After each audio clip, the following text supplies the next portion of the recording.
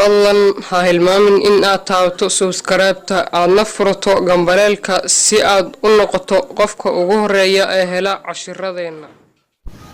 Assalaamu calaykum waraxmatullaahi wabarakaatuh. waa idin salaamay dhammaan asxaabta ku xiran janaalka guusha adduunka. magacaygu waa Nuurdiin. maanta waxaan idiin wadaa cashir ku saabsan sida YouTube thumbnail loo dul saaro muuqaalkaada. waa jira muuqaalan kasoo sameeyay sida loo sameeyo thumbnail. haddii aad u baahan tihiin waxaan idinkugu reebaa qaybta commentiga ee halkaas ka daawada. marka muuqaalkan wuxuu ku saabsan yahay YouTube thumbnailkii aad soo samaysatay sida aad dul saari kartid muuqaalkaada. ee kusoo dhawaada muuqaalka.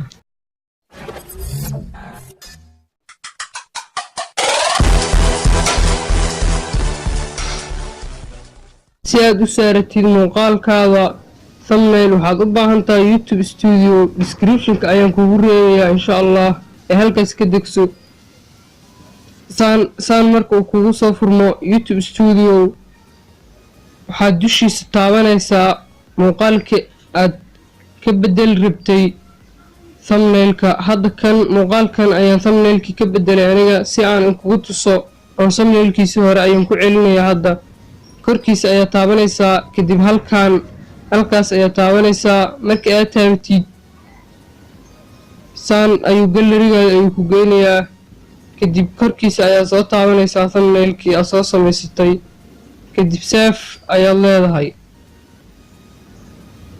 halkan description-ka waxyaabaa lagu qorqoro, sidoo kale taagis halkaas ayaa looga qoraa. cashiro ayaan kasoo diyaari doonaa insha Allah. sidaas ayaad dul saari kartaa muuqaalkaada thumbnail. oo Nuurdiin oo idin leeyahay wassalaamu calaykum. muuqaalkan ka xigo iyo la socosho wacan. wassalaamu calaykum.